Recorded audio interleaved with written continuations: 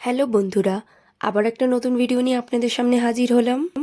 আজ আমাদের গন্তব্যস্থল হাওড়ায় থাকা ভূতনাথ মন্দির। কোথা থেকে গেলাম, কিভাবে গেলাম, সবই বিস্তারিত জানাবো এই একই ভিডিওর মধ্যে। দেখতে থাকুন পুরো ভিডিওটা। প্রথমে যে কোনো লোকেশন থেকে হাওড়া স্টেশন পৌঁছে যাবেন।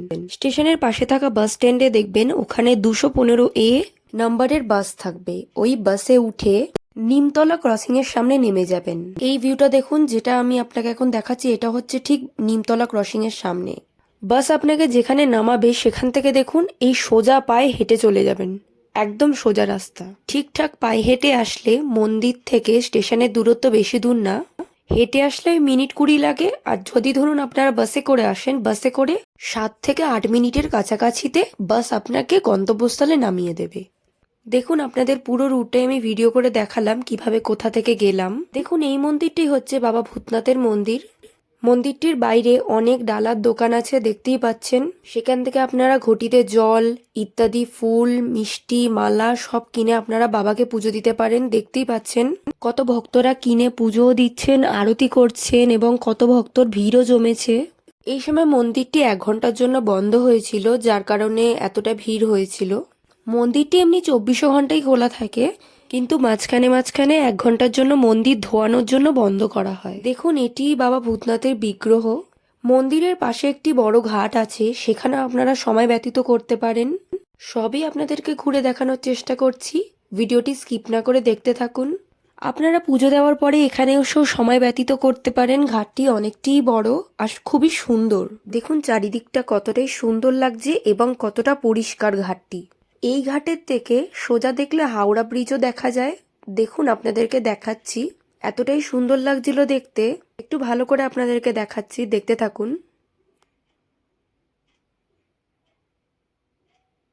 হাওড়ার ব্রিজটি ঘাট থেকে খুবই পরিষ্কারভাবে দেখা যাচ্ছিল। দেখুন কত নৌকো লঞ্চ নদীতে পারাপার হচ্ছে।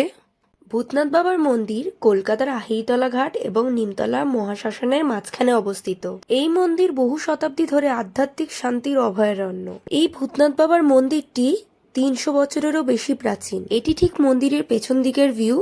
কতটা সুন্দর বসার জায়গা করে রেখেছে, ভালো করে দেখলে বুঝতে পারবেন। এই আহিতলা ঘাটের ঠিক অপোজিটেই যে বাধা ঘাট আছে, সেই ঘাটেরই সোজাসুজি দেখুন নতুন মন্দির, যে নয়া মন্দির বলে যেটি আছে, সেই মন্দিরটি আপনি দেখতে পাবেন। দেখতে থাকুন, আমি ভিডিওর মধ্যে জুম করে দেখানোর চেষ্টা করেছি যতটুকুনি পেরেছি, বাকি আপনারা দেখতে পাবেন ভালো করে দেখলে। এই মন্দিরেরও আমি একটি আলাদা ভিডিও বানাবো। চ্যানেলটিকে সাবস্ক্রাইব করে রাখলে, পাশে বেল আইকনটি ক্লিক করে রাখলে আপনারা সব রকম ভিডিওরই আপডেট পেয়ে যাবেন। আশা করি দেখতেই পেয়েছেন, আমি যতটা পেরেছি আপনাদের জুম করে দেখিয়েছি। এটি হচ্ছে সেই ঘাটটি, আহিরিতলার ঘাট। ভালো করে দেখুন, এই ঘাটেরই ক্রসিংয়ে পড়ে নয়া মন্দির। ভালো করে দেখতে পেলে আপনারা বুঝতে পারবেন, মানে নদীর এপারে ভূতনাথ বাবার মন্দির আর অন্যদিকে নয়া মন্দির পড়ে। যদি আপনারা একদিনে এসে দুটো মন্দির ভিজিট করতে চান, সেই হেতু আপনি দুটো মন্দিরই ভিজিট করতে পারেন। শুধু একবার নৌকা এপার ওপার হলেই আপনি দুটো মন্দিরই একদিনে ভিজিট করে চলে যেতে পারেন। এবার আপনাদেরকে জানি যে খরচা কত হতে পারে। খরচা বলতে, আপনি যদি হাওড়া স্টেশন থেকে আসতে পারেন বাস ধরে, তাহলে বাসে আপনার নেয় ভাড়া 10 টাকা। আর যদি হেঁটে আসেন তাহলে তো কোনো ভাড়ারই কিছু নেই। এবার আপনি ধরুন শিয়ালদার থেকে বা মাঝেরহাটের থেকে আপনি ট্রেনে করে এলেন, বড়বাজার নামলেন, সেখানেও আপনাদের 5 থেকে 10 টাকাই খরচা হবে। 5 থেকে 10 টাকার বিনিময়ে আপনারা বাবা ভূতনাথ মন্দির দর্শন করে যেতে পারেন।